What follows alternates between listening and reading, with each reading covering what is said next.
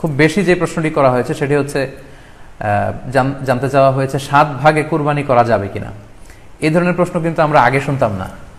Recently কিছু কিছু স্কলারদের আলোচনা বা এতে করে লোকজন হয়তো বিভ্রান্তিতে ভোগেন কিংবা একটা ধোঁয়াশা তৈরি হয়, ফলে এই প্রশ্নটি করা হচ্ছে। আমরা আবহমান কাল থেকে আমাদের প্রিয় মাতৃভূমি বাংলাদেশে হয়তো ছাগল কুরবানি দিয়েছি অথবা গরু কুরবানি দিয়েছি সর্বোচ্চ 7 ভাগে।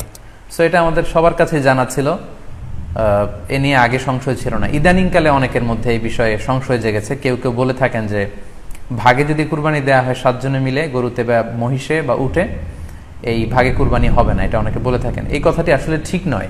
আপনি যদি ভাগে কুরবানি দিতে চান এটি জায়েজ আছে, এবং একটি উটে বা মহিষে বা গরুতে আপনি সর্বোচ্চ 7টি ভাগে কুরবানি দিতে পারবেন ইনশাআল্লাহ। এ ব্যাপারে সহিহ মুসলিমের একটি হাদিসকে আমরা এখানে উল্লেখ করতে চাই।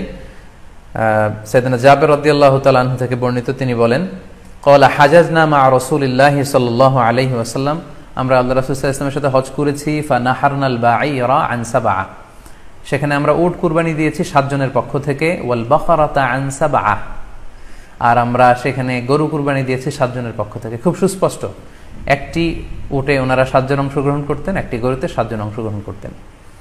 তো এই হাদিসের আলোকে অনেকে বলে থাকেন যে এটি হজের সময়, সফরের সময়, কিন্তু মুকিম অবস্থায় 7 ভাগে দেয়া যায় না। আসলে এই কথাটিও ঠিক নয়, কারণ সুনানে আবু দাউদের আরেকটি হাদিসে এসেছে যেখানে আল্লাহ রাসূল সাল্লাল্লাহু আলাইহি ওয়াসাল্লাম সুস্পষ্ট বলেছেন, সেখানে হজ বা কোনো সফরের উল্লেখ নেই। সেটা হচ্ছে জেনারেল স্টেটমেন্ট, অর্থাৎ আল বাকারাতু আন সাবআ, গরুতে সর্বোচ্চ 7 অংশ দিয়ে কুরবানি দেয়া যায়। ওয়াল জাযুরু আন সাবআ, আর উটের ক্ষেত্রেও সর্বোচ্চ 7 অংশ দিয়ে কুরবানি দেয়া যায়। তো এই হাদিস, দ্বিতীয় যে হাদিসটি উল্লেখ করলাম, এটা হচ্ছে জেনারেল স্টেটমেন্ট। সেখানে সফর মুকিম কোনো কথা বলা হয়নি। ইন জেনারেলি বলা হয়েছে যে উটে 7 ভাগ দেয়া যায়, গরুতে 7 ভাগ দেয়া যায়। সো আমরা যারা ভাগে কুরবানি দিচ্ছি 7 জন মিলে একটি গরু, আপনারা নিঃসন্দেহে সানন্দ চিত্তে নিশ্চিন্তে কুরবানি দিতে পারেন। সহিহ হাদিসের আলোকে এটি সাব্যস্ত, এতে কোনো সমস্যা নেই ইনশাল্লাহ। তবে ভাগে কুরবানিতে কিংবা যৌথ কুরবানিতে কয়েকটি বিষয় আমাদেরকে খেয়াল রাখতে হবে। নাম্বার 1 হচ্ছে নিয়ত। আপনাদের ইন্টেনশনটা ক্লিয়ার হতে হবে।